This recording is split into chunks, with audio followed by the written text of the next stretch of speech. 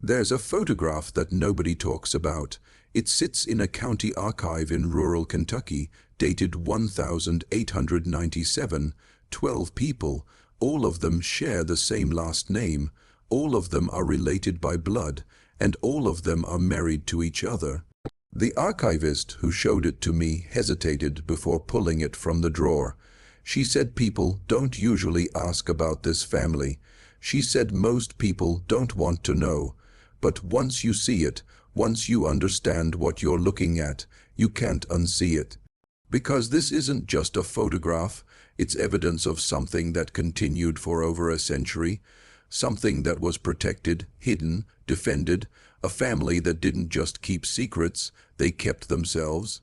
For generations, in the hidden valleys of Appalachia, one clan built their entire existence around a single, unbreakable rule: no outsiders, ever. The bloodline stayed pure not because of tradition, not because of religion, but because they believed that to let someone else in would be to let the family die, so they married within, cousins to cousins, uncles to nieces, sometimes closer, and when the children were born with twisted spines and clouded eyes, when the babies stopped breathing in the night, when the teenagers couldn't speak or walk, the family didn't stop. They doubled down, they called it loyalty, they called it survival, but the state records tell a different story. They tell a story of suffering so deep it became genetic, of children who never had a chance, of a community that knew and did nothing, of a silence so thick it lasted 4 generations. This isn't folklore, this isn't legend, this is documented. Birth certificates, death records, census data that doesn't add up until you realize what you're looking at. A family tree that doesn't branch, it loops back on itself over and over, like a noose tightening with every generation. And the most haunting part, they're not the only ones. Across rural America, in places too remote for oversight, too proud for intervention, families like this have existed. Some still do. But this clan, the one in that photograph, they're the ones whose records survived. And what those records reveal is something most people have spent a century trying to forget. The family called themselves the Fugate line, though that name has been scrubbed from most local histories. They settled in a hollow so deep that sunlight only touched the valley floor for a few hours each day. The nearest town was 18 miles away by foot, further by the winding dirt paths that passed for roads. In the 1840s, when they first arrived, isolation wasn't unusual. Plenty of families carved out lives in the mountains, away from civilization, away from law. But the Fugates didn't just accept isolation, they weaponized it. Within 2 generations, they had created their own rules, their own definition of family, and anyone who questioned it wasn't welcome to stay. The pattern started innocently enough, or so they would have claimed. A young man marries his first cousin. It happens, especially in rural areas where options are limited and travel is difficult. But then his sister marries her cousin, and their children marry each other. By the 1880s, the family tree had become a labyrinth of repeated names, of marriages that violated every biological warning we now understand. And yet no one intervened. The county clerks issued the licenses, the preachers performed the ceremonies, some knew exactly what they were signing off on, others didn't ask questions. In the mountains, you learned not to pry into family business, especially when that family owned half the land and most of the timber rights. But the children knew something was wrong, even if they couldn't articulate it, even if they had never seen another way of life, they knew. The way their hands wouldn't form fists properly, the way sounds came out garbled, trapped behind malformed palates, the way their siblings didn't live past infancy, buried in graves marked only with river stones. By the turn of the century, infant mortality in the Fugate Hollow was nearly 60%. 60%. That's 3 times the national average for the poorest regions in America at the time. And still, the family persisted. Because to admit something was wrong would mean admitting what they had done, what they were still doing. So they buried the children in silence, and they kept the bloodline closed. There's a medical term for what happens when a bloodline closes in on itself. In breeding depression, it sounds clinical, sterile, but what it describes is anything but. With each generation of close intermarriage, recessive genes, the ones that carry disorders and disabilities, have a higher chance of pairing up. When cousins have children, that risk increases. When those children marry each other, it compounds. By the third or fourth generation of continuous intermarriage, you're not just rolling dice, you're guaranteeing outcomes. Stillbirths, severe intellectual disabilities, skeletal deformities, organ failures, hearts that form incorrectly, lungs that never fully develop. And in the Fugate Hollow, they saw all of it. The county physician, a man named Dr. Artemus Hale, kept records that were only recently unsealed. In his private journal, dated between 1902 and 1911, he describes being called to the Hollow more than 30 times to deliver babies or attend to the dying. He writes about children born blue, their skin a deep indigo from a blood disorder so rare it shouldn't appear more than once in 10 million births. But in this family, it appeared in nearly every generation. He writes about infants with cranial malformations, about teenagers who seized uncontrollably, about adults in their 20s who couldn't remember their own names. And in one entry, dated March 1907, he writes something chilling. They know what they are doing, and they will not stop. Dr. Hale tried to intervene. He spoke to the elders, the patriarchs who controlled the family's decisions. He explained the science as best he could for the time. He begged them to allow marriages outside the family, to bring in new blood literally, to save the children being born into suffering. But they refused, not out of ignorance, out of conviction. They believed that their bloodline carried something sacred, something that would be diluted or destroyed if outsiders were allowed in. They believed that the suffering was temporary, that the strong would survive, that God was testing their faith. And when Dr. Hale threatened to report the situation to state authorities, he was told very clearly that his services were no longer needed. He left the Hollow, and he never returned. The children continued to be born. And they continued to die. By the 1920s, the outside world was changing. Roads were being built. Schools were being established in even the most remote counties. The federal government was beginning to take an interest in public health, in child welfare, in the conditions people were living under in forgotten corners of America. But the Fugate Hollow remained untouched. Not because no one knew about it. People knew, the mailman knew, the census takers knew, the social workers who came through once every few years knew. But there was an unspoken agreement. You didn't interfere with mountain families. You didn't question their ways, because to do so was to invite trouble, and the Fugates had made it very clear, through reputation and through action, that trouble was something you didn't want. There are stories, passed down through oral history, of what happened to those who tried to help. A school teacher who attempted to enroll some of the Fugate children in 1923 found her tires slashed and her cabin vandalized. She left within the month. A minister who preached about the sin of close intermarriage in 1931 had his church burned to the ground. No arrests were ever made. A state inspector who came to assess living conditions in 1936 was found unconscious on the side of the road, his records missing, his memory of the visit conveniently blank. The message was clear.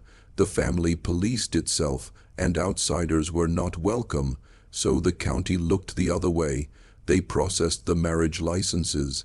They filed the death certificates, and they said nothing. But the children, the ones who survived, they carried the evidence in their bodies.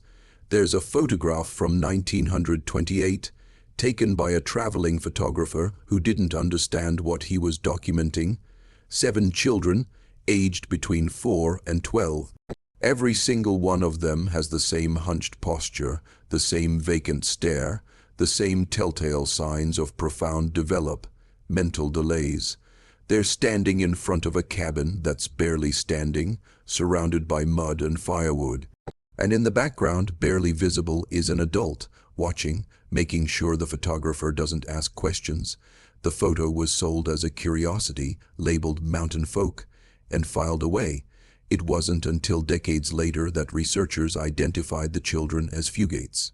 And by then, most of them were dead. None of them lived past 30. The Second World War changed everything, even for families who didn't want to change. Young men were drafted. They left the hollows and the mountains and saw the world beyond. They met people from different places, different backgrounds, and some of them didn't come back. But the ones who did, they came back different. They had seen what lay beyond the valley, and some of them started to question, started to resist. In 1946, a young man named Joseph Fugate refused to marry his cousin, the match that had been arranged for him since childhood. He wanted to marry a woman he'd met during the war, a nurse from Ohio. The family elders convened, they debated, and then they delivered their verdict. If he married outside the family, he would be cast out. His name would be stricken from the family Bible. He would inherit nothing.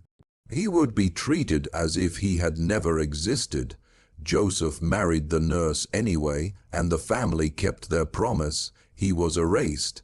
His siblings were forbidden from speaking to him. His mother wept but obeyed.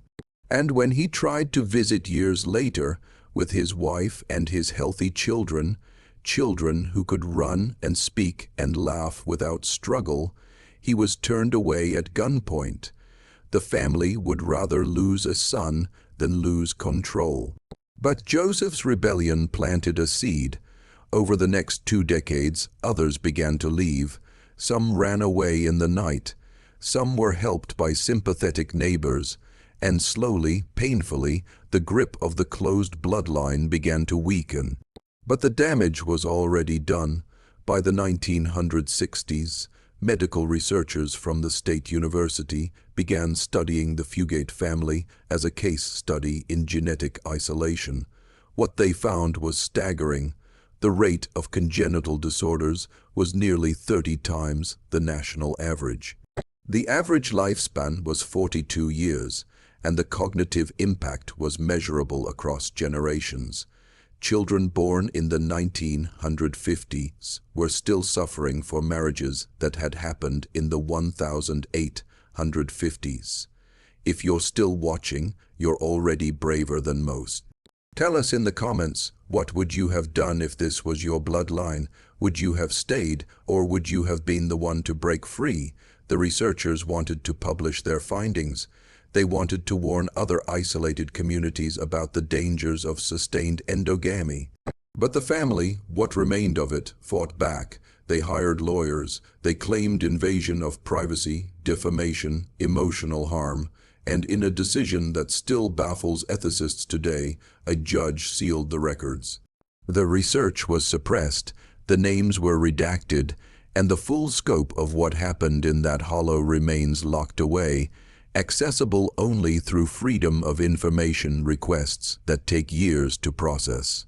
The family won their silence, but they lost their future. By the 1980s, there were fewer than 20 Fugates left. Most of them were elderly, sick, or unable to have children. The bloodline that they had fought so hard to protect was dying. Not from outside interference, but from itself. Today, the hollow is empty. The cabins have collapsed into themselves, reclaimed by vines and rot. The graves, unmarked and unmapped, are scattered across the hillside, hidden beneath decades of leaf fall. If you didn't know what to look for, you'd walk right past them. You'd never know that beneath your feet, lie the bodies of children who never had a choice. Children born into a system that valued ideology over life. And the few fugates who remain, the descendants who married out, who broke free, they don't talk about it. Some of them don't even know the full story. Their parents and grandparents buried the history along with the dead, hoping that silence would be enough to erase the shame. But the records don't forget. In county archives, in hospital files, in genealogical databases, the evidence remains. Marriage licenses where the bride and groom share not just a last name, but grandparents.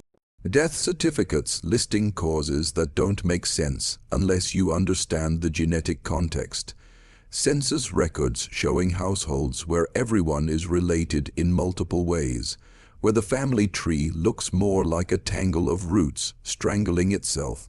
And in the margins, in the notes that clerks and officials left behind, you can see the quiet horror of people who knew what was happening but felt powerless or unwilling to stop it. One clerk in 1952 wrote a single sentence at the bottom of a marriage application: "God forgive us for what we allow." The question that haunts researchers, the question that kept Dr. Hale awake at night, the question that Joseph Fugate must have asked himself 1,000 times is this: how does it happen? How does a family, a community, an entire society allow such suffering to continue? The answer is not simple. It's not just ignorance, though ignorance played a role. It's not just isolation, though isolation made it easier. It's a combination of pride, fear, and a belief system so rigid that it could not bend even when children were dying. The Fugates believed they were protecting something sacred, and in that belief they sacrificed generations. They believed that their way of life, their purity, was worth any cost, and the cost was paid in blood, in malformed bones, in shallow graves, in a lineage that consumed itself from within. The Fugate story is not an anomaly.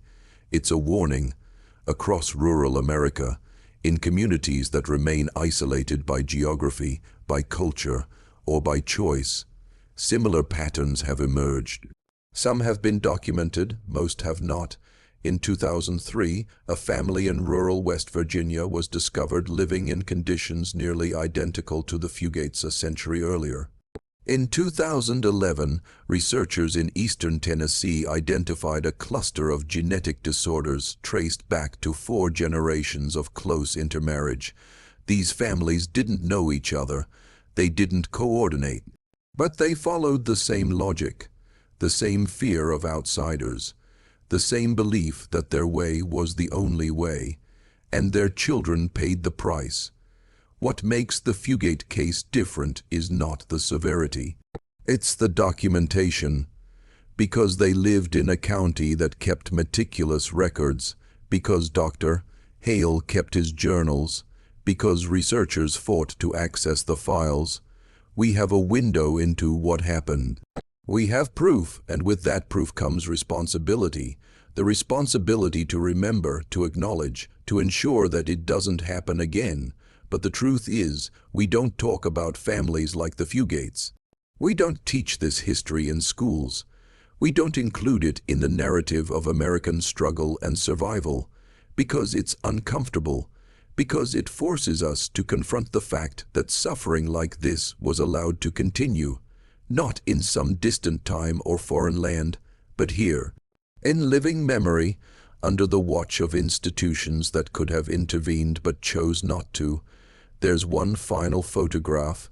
It was taken in 1987 by a local historian who had spent years researching the Hollow. It shows the last remaining Fugate homestead, barely standing, its windows broken, its roof sagging, and nailed to the door is a hand-painted sign. It reads, "Family only." Even in abandonment, even in collapse, the message remained. Keep out, the bloodline is ours, but there was no bloodline left to protect. The last burial in the family cemetery was in 1994.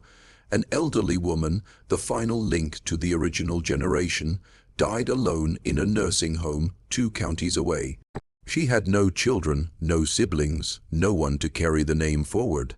The Fugate line ended not with defiance, not with redemption, but with silence. A silence that had defined them for over a century. The hollow is still there. You can find it if you know where to look. The graves are still scattered on the hillside, and sometimes, locals say, you can still hear the wind moving through the valley in a way that sounds almost like crying. Like the land itself remembers what happened there, like its mourning the children who never got to leave, the ones who were born into a prison disguised as family. This is not folklore, this is not legend. This is the story of a bloodline that destroyed itself in the name of preservation, and the real horror is not that it happened, it's that we let it.